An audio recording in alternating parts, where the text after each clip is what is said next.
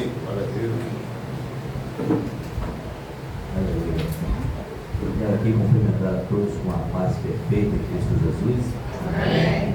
Glória seja ao nome do Senhor por essa grande oportunidade de podermos estar aqui e juntos adorarmos ao nome daquele que vive, daquele que reina, daquele que é, daquele que há de vir, que a igreja clama a sua vinda.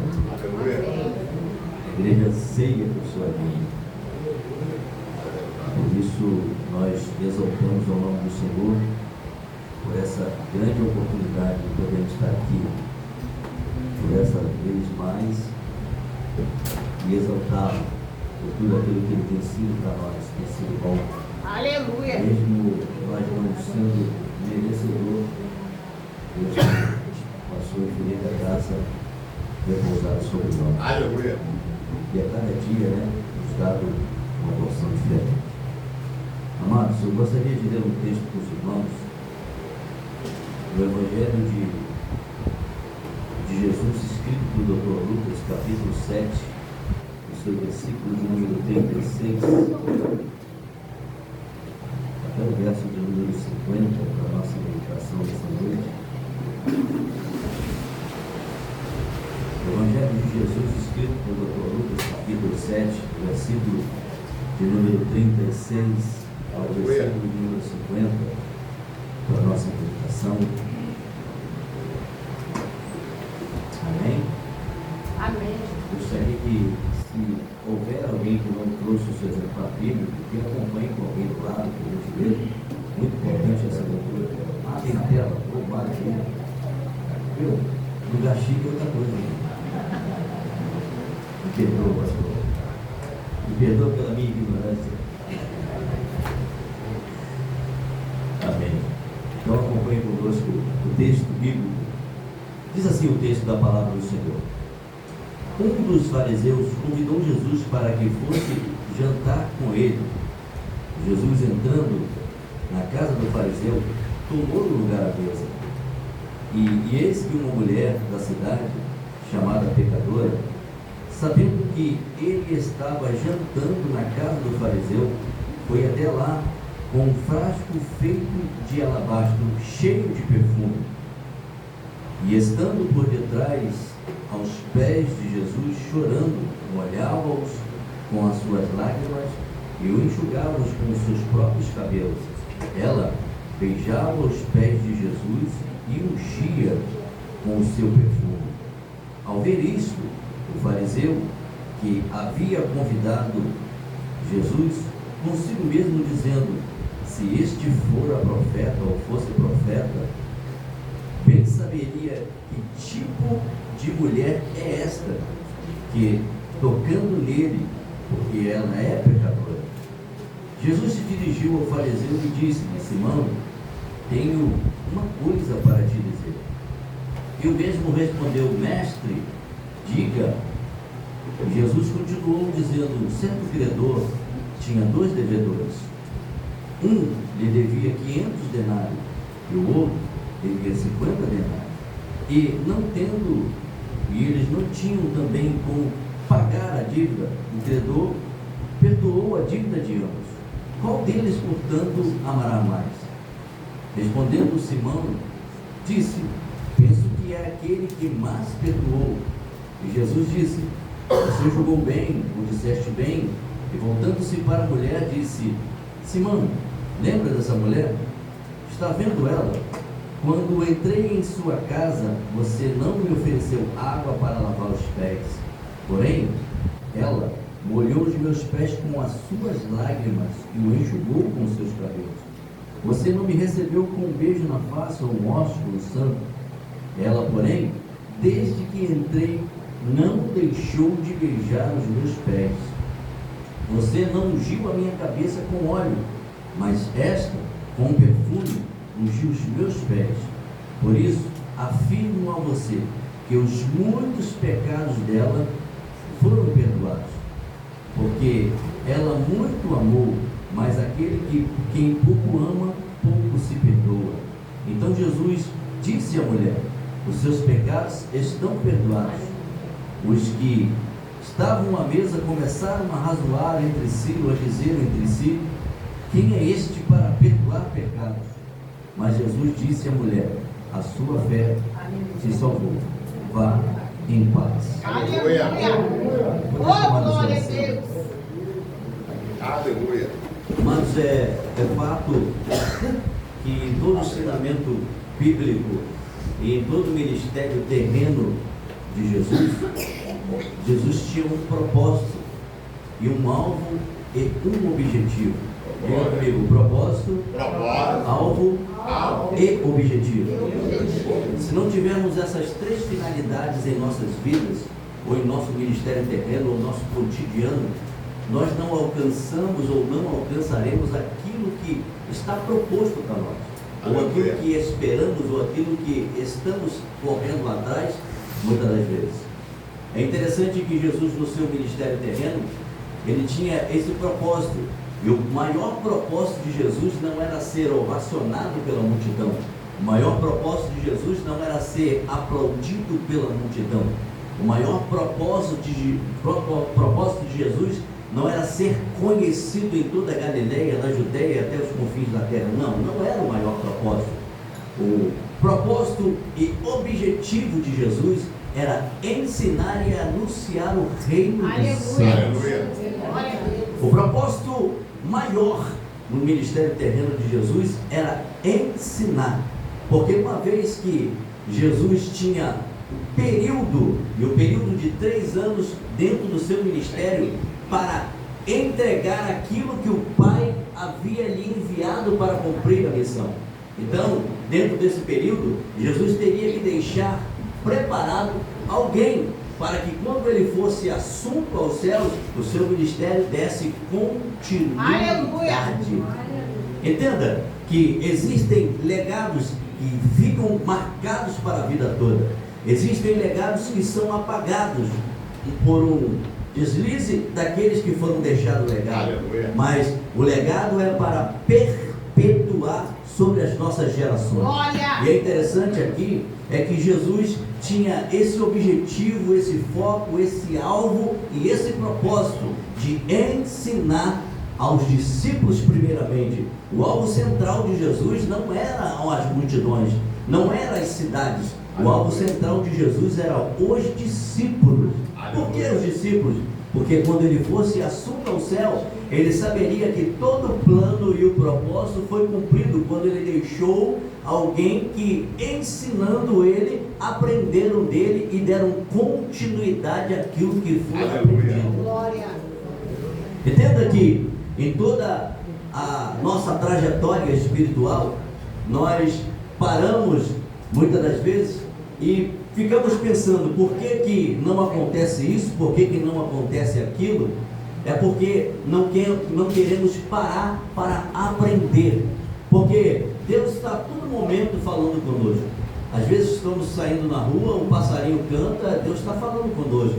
Às vezes vem uma pessoa que você mesmo conhece, lhe saúda, fala alguma coisa para você e você não está entendendo, e Deus está querendo te direcionar para alguma coisa, querendo te ensinar alguma coisa.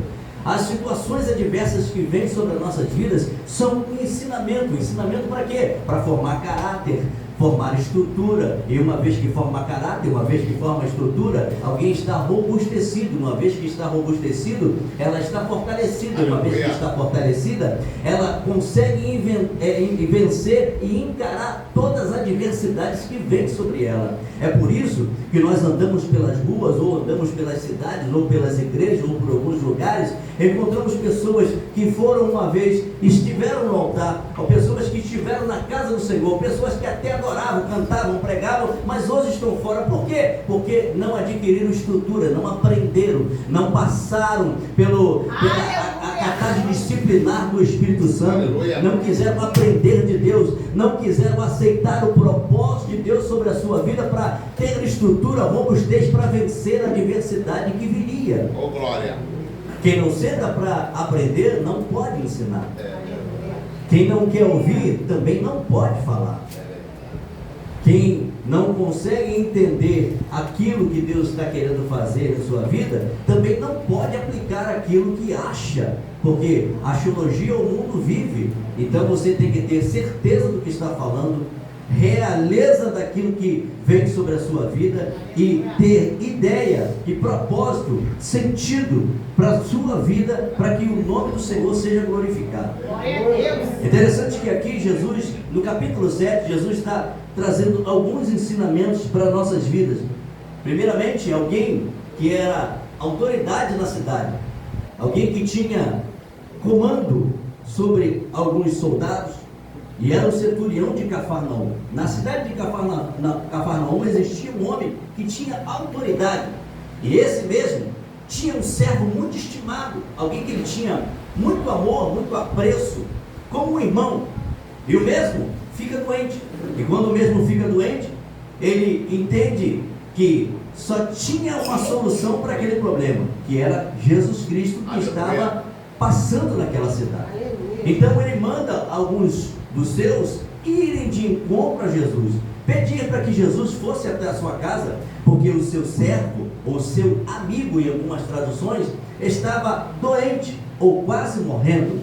Então ele manda os servos. Quando os servos vão até Jesus, ele diz: olha, diga o seguinte recado para ele, diga para ele que o meu servo está doente, e eu preciso que ele venha até a minha casa e cure o meu servo, porque eu tenho muito amor por ele, ou muito apreço. Interessante é que ele manda os seus servos, e indo os seus servos até o encontro de Jesus, dão esse recado, e Jesus prontamente está indo em direção a ele, mas ele se sente não digno de que Jesus vá até a sua casa, e ele novamente sai de encontro a Jesus. Indo de encontro a Jesus, ele encontra e diz o seguinte: olha, Senhor, eu não sou digno que o Senhor entre em minha casa, mas diga apenas uma palavra.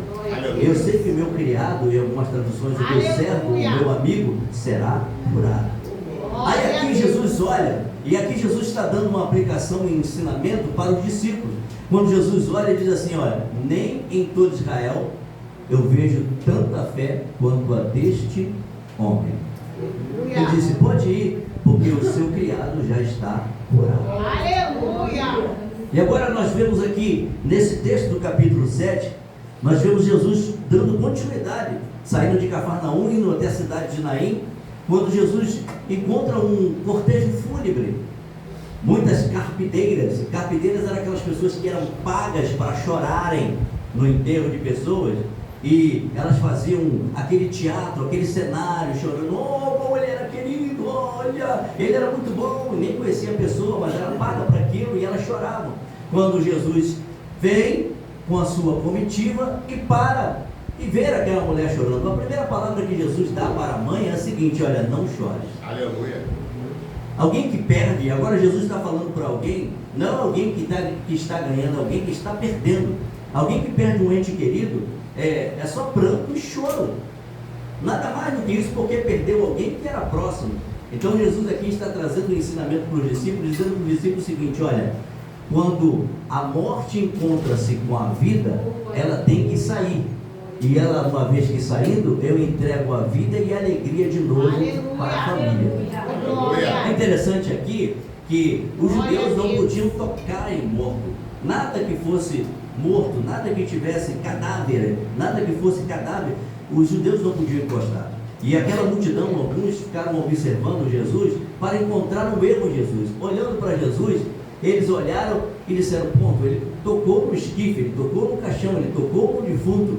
Mas só que eles não entendiam que quem estava tocando no defunto era a vida tocando na morte. Uma vez que toca na morte, a morte tem que ser ressuscitada, ou seja, trazer à vida aquilo que está morto.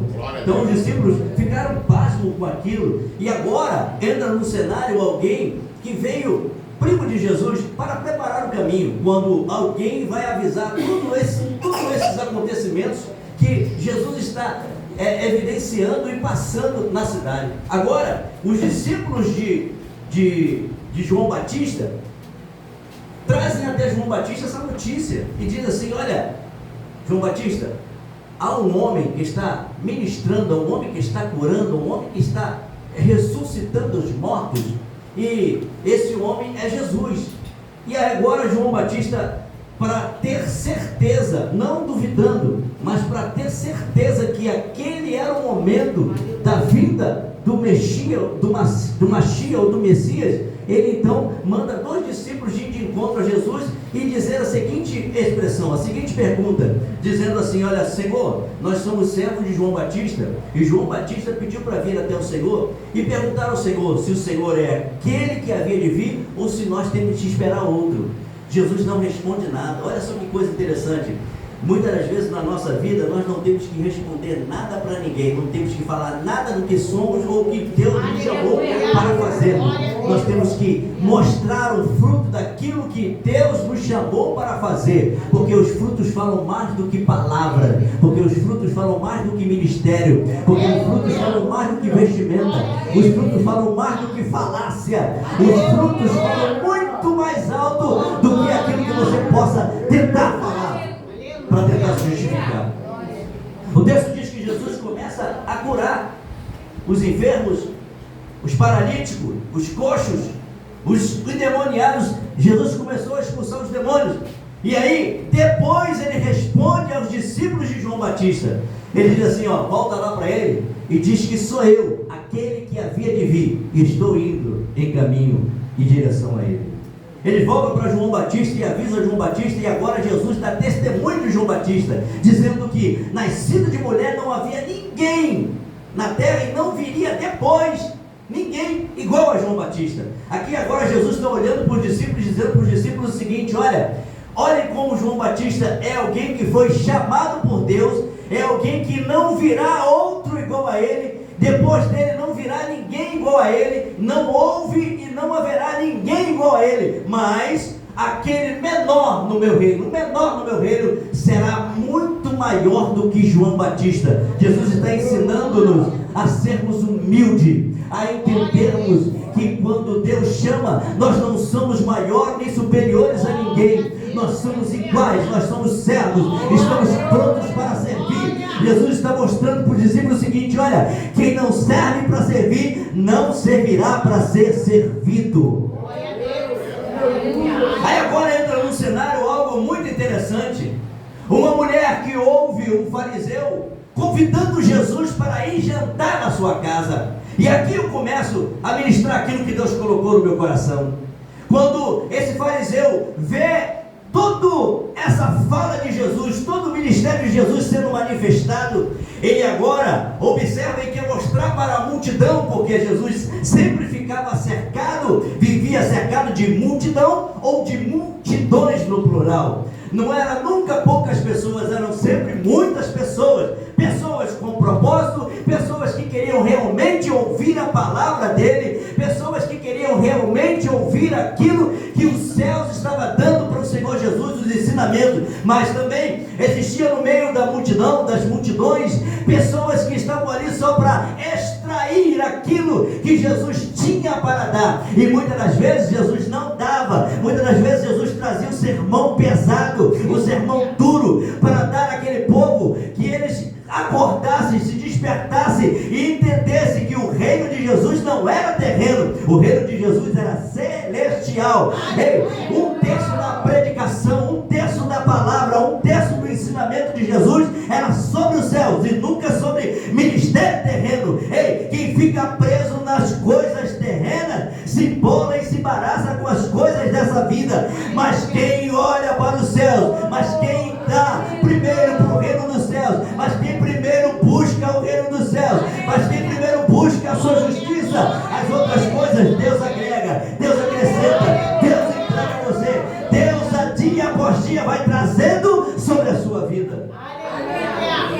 Agora alguém que está na espreita, alguém que era colocada de lado, que não era aceita pelos judeus e muito menos pelos gregos, porque Lucas não escreveu para os gentios, nem para os romanos e nem para os judeus, ele escreve para os gregos, e aqui trazendo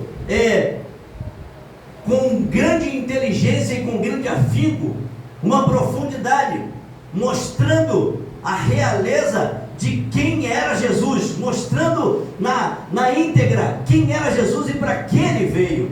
Agora aqui no cenário entra uma mulher, e essa mulher com o título de pecadora, não era Maria de Betânia, também não era Maria Madalena. Esta mulher era uma pecadora, tida como prostituta então na época. Homens queriam estar com ela, sim, mas no secreto. Ninguém queria se encontrar com ela à luz do dia, porque trazia e causava escândalo. Agora, pasme, porque todas as autoridades da cidade já tinham saído com aquela mulher, já tinham estado com ela, ou queriam estar com aquela mulher. E agora aquela mulher, às escondidas, ouve que Jesus vai na casa de um fariseu. Fariseu não era alguém comum na sociedade. Fariseu era alguém importante, alguém que tinha autoridade, alguém que tinha autonomia no judaísmo, alguém que tinha na cidade, grande autoridade. Então ele agora, para mostrar para a multidão que ele era tão importante, ele convida Jesus para um jantar ou um banquete na sua casa, porque todo jantar tinha um banquete acompanhado. Mas nota-se agora, e aqui você vai entender o que eu quero dizer nessa noite: todo convite,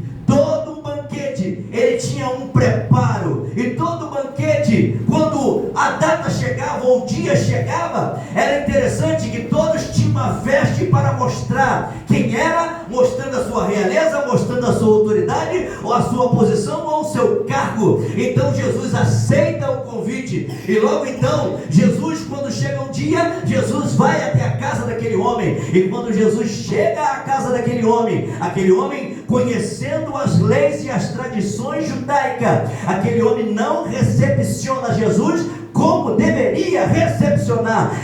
Mas alguém que estava ouvindo dizendo: agora tem uma oportunidade. Oportunidade qual? De propósito, de mudar a minha vida. De quê? De ser transformada. De quê? De mudar. De agora os olhares que olham para mim como uma prostituta, alguém rejeitada, alguém olhar para mim com um olhar diferente. Chegou a oportunidade. Quando aquela mulher entende que é a sua oportunidade, ela lança a mão do mais precioso que ela tem, um nardo de unguento puro, que tinha muito valia muito dinheiro. Não era para qualquer pessoa guardar aquele nardo por tanto tempo, e o nardo era preparado para uma ocasião especial, e muitas vezes especialíssima. Aquela mulher guardou para aquele momento, e ela vai, taca a mão no seu nardo de unguento puro, e vai aonde? Em direção à casa de quem ela não foi convidada. Aquela mulher espera primeiro a comitiva de Jesus entrar ou ser recepcionada, e quando a comitiva de Jesus não é recepcionada, o texto aqui é enfático em dizer: quando Jesus chega na casa daquele homem, ele não recepciona. Por que ele não recepciona? Você vai entender mais à frente. Porque aquele homem simplesmente está sentado à mesa, a mesa fica. Era interessante ele ter uma recepção adequada à altura daquele a quem ele convidou. Mas agora, quando ele manda o seu servo até a porta, o seu servo vai até a porta, vem até ele e diz: olha, Jesus está aí, mas não está sozinho, está com a sua comitiva, sempre acompanhado dos 12. Então, o que eu faço? Ele disse: deixa ele entrar. Meu Deus. Jesus avista a mesa, não é recepcionado, não tem uma boa recepção. E o que Jesus faz? Vai em direção à mesa. E o texto aqui vai dizer que aquela mulher observa a oportunidade, que Jesus não é recepcionado. Deixa eu abrir um parênteses aqui rapidinho. Nós chamamos Jesus para o nosso trabalho, nós chamamos Jesus para o nosso ministério, nós chamamos Jesus para a nossa família, nós chamamos Jesus para a nossa igreja. Oh Yeshua, venha, oh Senhor, vem só dessa vez não, vem para ficar, Senhor, não vem só dessa vez. Adoramos ao Senhor de lábios, mas quando saímos daquela porta para fora, nosso coração está longe dele. Recepcione bem quem te chamou para uma grande obra. Se você quer fazer, faça direito. Não receba Jesus de qualquer forma, receba Jesus de uma forma especial, e entenda: se você não fizer, outro irá fazer. Glória a Deus, aleluia, Senhor. Jesus observa a mesa, todos os convidados, e todos os convidados tinham uma vestimenta mostrando o seu cargo e a sua altura, a sua posição na sociedade. Aquela mulher à vista e entende que ela não foi convidada, então ela não poderia entrar se não tivesse um convite. Mas ela vê uma oportunidade. Quando aquele homem não recepciona Jesus, Jesus não diz nada, a porta está aberta, ele entra com a sua comitiva, avista a mesa, e o texto diz que essa mulher que está observando Jesus, não só naquele dia, mas desde o dia que foi tecido o convite, ou seja, feito o convite, ela está observando quem é Jesus. Jesus usava uma vestimenta que era chamado talit, ou talit, e nesse talit tinha nas suas pontas o chamado tizite, que eram alguns nós, os nós de cores azuis e brancos, apontavam a realeza e apontavam quem era aquela autoridade. E só Jesus estava usando o talit e usando o tizite naquele momento, naquela casa, naquele jantar, naquele banquete. E aquela mulher, observando e conhecendo a tradição judaica, aquela mulher disse assim: eu não posso chegar diante dele sem ele me dar permissão, sem ele me autorizar. Então eu tenho que usar a maior estratégia, que eu sei que ele não vai me rejeitar, e eu também não vou de mãos vazias. O texto diz que aquela mulher, vou falar bem baixinho, o texto diz que aquela mulher corre. No original diz que ela dá uma carreira e se lança por detrás. Peraí, Jesus está sentado numa mesa. Jesus não era o convidado especial por aquele homem, mas havia uma cadeira numa ponta da mesa até a outra ponta da mesa, onde só se sentava a realeza. E quando Jesus avista que está vazia, Jesus se assenta. E por isso aquela mulher, quando entra, ela não vai pela frente, ela vai por detrás. Sabe por quê? Porque na tradição judaica, quando ela encontra e lê, ela faz essa leitura, essa observação que não fizeram ali, olhando o tizite, ela enxerga e vê que ele é rei, e a sua realeza não é daqui, a sua realeza é celestial. Então por isso aquela mulher, ela dita uma frase no hebraico dizendo assim: Belerri, Amelehim, Adon Adomim. Agora eu estou diante do Rei dos Reis e Senhor dos Senhores. E quando ela entende isso, ela corre e se lança. E o texto diz que quando ela se lança e quebra o nardo e começa a chorar. E chorando ela lava, e com unguento ela unge, e com os cabelos ela seca, sinal de humilhação, dizendo: me perdoa, Senhor, techuvá, eu aqui me arrependo, eu aqui quebro o que eu tenho de precioso, entrego a ti para que eu seja transformado. Mas é assim, quando você quer dar a sua melhor adoração, alguém fica preocupado quando você vem aqui e se lança aos pés do Eterno, dizendo: Senhor, a minha vida está caótica, está de cabeça para baixo, mas eu não quero nem saber, o problema vai ficar lá fora. Eu vim aqui adorar, eu vim aqui entregar, eu vim aqui te render a glória, eu vim aqui te render a honra, eu vim aqui te render o louvor, eu vim aqui reconhecer que tu és Senhor sobre a minha vida. Fique tranquilo, quando você fizer isso, tem sempre alguém à espreita dizendo: bobo, amostrado, quer ser mais que todo mundo, só ele adora, ninguém adora, só ele acha que está dando melhor para Deus. Está lá, está escrito, não está? Não está? Os convidados e os que estavam à mesa disseram entre si: se ele fosse profeta, até duvidam de nós, até duvidam do teu chamado, até duvidam do teu ministério. Se ele fosse profeta realmente, ele não permitiria que uma mulher dessa entrasse aqui.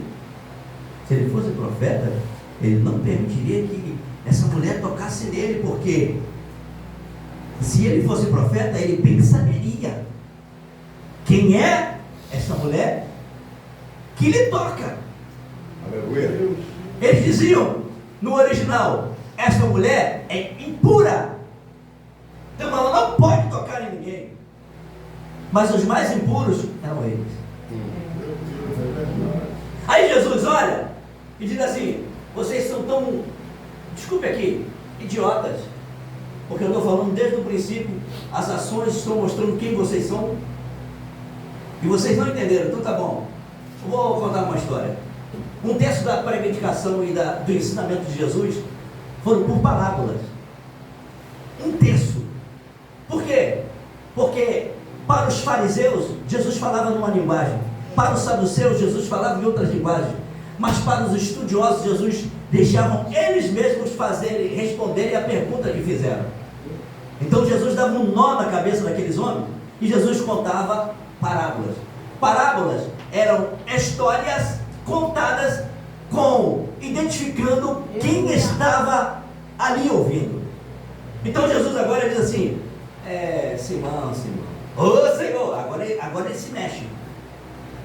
Simão, tenho um negócio para te dizer, eu tenho uma coisa a lhe dizer. Ele diz assim: diga, mestre. Olha como é que ele usa: mestre. Em outra tradução, Raboni. Jesus só olhando para ele dizendo assim: a glória não é minha não, a glória é dele, tá? Não recebo nada aqui. Mestre, diga, Raboni, ó, o banquete que eu preparei para o Senhor. Jesus, desde o momento que eu entrei aqui, quando eu cheguei na tua casa, tu não me deu água para lavar os pés. Mas eu cheguei na tua casa, tu não ungiu a minha cabeça, tu não me cumprimentou com o ósculo santo. Na tradição judaica, quando se chegava na casa de alguém que havia lhe dado e feito o convite, tinha uma bacia, era colocado uma bacia para qualquer um que se chegasse na casa de alguém que fora convidado, e principalmente por uma ocasião dessa especial, era colocada uma bacia como sinal de aceitação e de honra. Mas mais honrado ainda seria se aquele que convidara pegasse um dos seus servos mais estimados, o mais velho, que o servisse ali, ou que ele fosse mais amigo, mais aproximado, pegasse aquele servo e mandasse lavar os pés dos convidados, ou do convidado. Melhor ainda, mais honroso ainda, seria que o próprio anfitrião que o convidou estendesse, se ajoelhasse e lavasse ele os pés daquele que ele convidava. Aleluia. Mas nenhuma dessas ele fez, certo? Então Jesus diz assim: olha, eu vim à tua casa, eu cheguei, nem água para lavar os pés tu me deu. Eu entrei aqui na tua casa, ó, tu não me deu água. Entrei aqui na tua casa, tu não me cumprimentou com o ósculo santo. Ou seja, era se reconhecendo quem estava chegando à sua casa, se dava um beijo no lado direito, reconhecendo e dizendo, dava um abraço, um beijo no seu lado direito, dizendo: você faz parte dessa família, sinta-se à vontade. Aleluia, meu Deus. Era um sinal de grande receptividade, ou de carinho, ou de afeto. Agora, ungia-se a cabeça. Quando se colocava o óleo sobre a cabeça, estava dizendo para ele: olha, você faz parte do mesmo reino que eu, você faz parte do mesmo céu que eu, e o mesmo Senhor da tua vida é o Senhor da minha vida. Aleluia. Mas nota-se que nenhuma dessas três ele fez. E aí então Jesus está mostrando para ele, e ele ficou quieto. Aí Jesus: mas deixa eu dizer outra coisa aqui, já que você não conseguiu entender. Havia um credor que tinha 2 devedores e foi cobrar a sua dívida. E chegando diante dos 2 que o devia, um devia 500 denários. Denário era uma moeda romana de prata que valia um dia de salário. Então um devia 500 salários, não é isso? 500 dias de salário, e o outro 50 dias de salário. Um devia mais de 1 ano de salário, e o outro 1 mês e alguma coisa. Ele dizendo assim: mas não tendo como ambos pagar a dívida, o credor, perdoou. Mas Simão, quem mais amou aqui? Ah, quem mais perdoa, é claro, isso é molinho. Sim, porque quem muito ama, muito perdoa. Quem pouco ama, pouco perdoa. Jesus estava dizendo para ele o seguinte: olha, se você não ama essa pecadora que está aqui, você pouco me ama, você pouco perdoa. Mas ele não entendeu. Aí Jesus voltou para a mulher, dizendo: mas está vendo essa mulher? Desde o momento em que cheguei na tua casa, ela não cessa de lavar os meus pés com as suas lágrimas. Não é água, não, é lágrima. Lágrima é sinal de arrependimento, não de remorso. Remorso são lágrimas frias, passageiras. Mas arrependimento são lágrimas verdadeiras, que vem do âmago da alma, onde os sentimentos são aflorados e mostrando que realmente esta alma está pedindo mudança para a sua vida. Ei, e para lavar os pés, eram muitas lágrimas. Ele disse: desde o momento em que entrei na tua casa, essa mulher não cessa de lavar os meus pés. Não é com água, com lágrimas. Há arrependimento, há techuvá aqui. Glória, aleluia, Senhor, estou tremendo. Aí ele não entende, fica parado no tempo. Aí Jesus, tá, e com os seus cabelos, ela enxuga. Entrei na tua casa e tu nem me deu ósculo santo, mas ela não cessa de beijar os meus. Glória, aleluia. Tu não ungiu a minha cabeça, mas está vendo aqui? Ela tem um frasco de alabastro, de unguento puro, um nardo, e ela não cessa de lavar, ungir, secar, lavar, ungir, secar, lavar, ungir, secar, lavar, ungir, secar, lavar, ungir.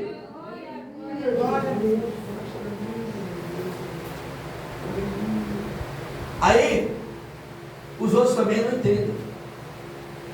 Quando você faz algo que sai da realidade, alguém vai sempre se justificar e dizer que você está indo muito avançado, ou você está indo demais.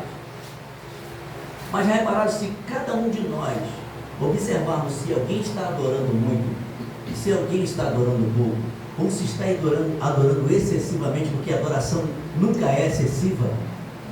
O mais que damos, ou mostramos, ou entregamos a Ele é pouco diante do que Ele já fez. Se nós pararmos e olharmos, meu irmão está adorando, oh Deus, continua, Senhor. Sabe por que a igreja primitiva crescia? Porque tinham tudo em comum. E o que mais me chama a atenção de Atos capítulo 2, verso 42 em diante, é que tinham tudo em comum. Eram unânimes o quê? É o quê? Aqui tem escola bíblica, não tem? É unânime do quê? Na oração. No quê? No partir do pão. Na comunhão. Ninguém olhava a vida do outro dizendo: ih, fulano está prosperando, está indo, tem que cair, hein? E fulano, rapaz, está com um carro bom lá agora, que meu Deus, é o carrão do cara, meu pai. Ele disse: Senhor, abençoa, Senhor, você é fraco para ele, dá um outro. Aleluia. Tinham tudo em comum. Está faltando o que aí? Toma, aqui tem a mais. Glória, aleluia. Estou percebendo que você vem com o mesmo terno todo mês na Santa Ceia. Opa, vou te dar um novo. Vamos na loja comigo.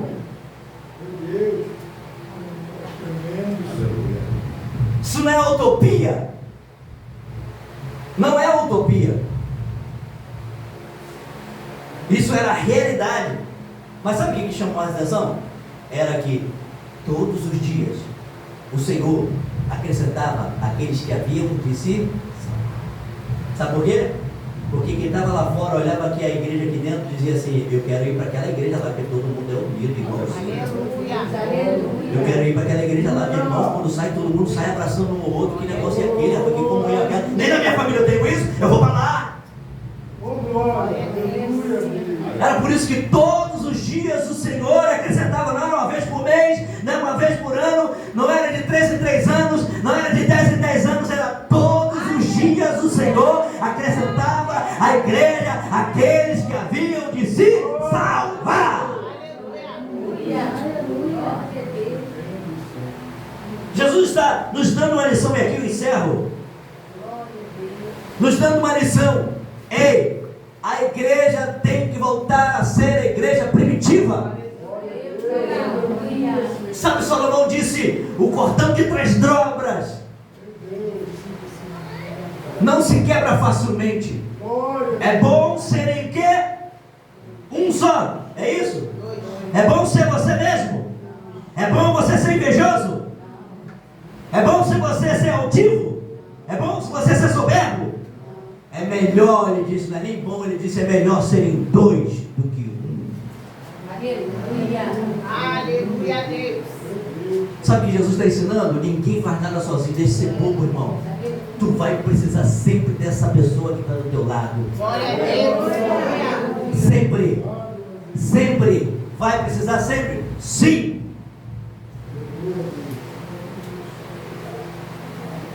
É por isso que o tema aqui é quinta de guerra, não é isso? Isso aqui é uma guerra. Mas a guerra é lá fora. Mas a guerra é contra as potestades e principados, contra as hostes da maldade que operam nas regiões celestiais, revestivos de quê? De toda a armadura de quem? De quem? De Deus, para resistir. Ei, só resiste junto, sozinho você não consegue resistir, só resiste junto. É por isso que é uma igreja, é por isso que não são 2 igrejas, é por isso que não são 3 igrejas, é uma igreja, é um corpo cheio de membros. Mas se um estiver doente, o outro tem que sarar. Se um estiver machucado, o outro tem que trazer o remédio. Se o outro estiver mancando, o outro segura de um lado, o outro segura do outro, mas diz: não vai parar.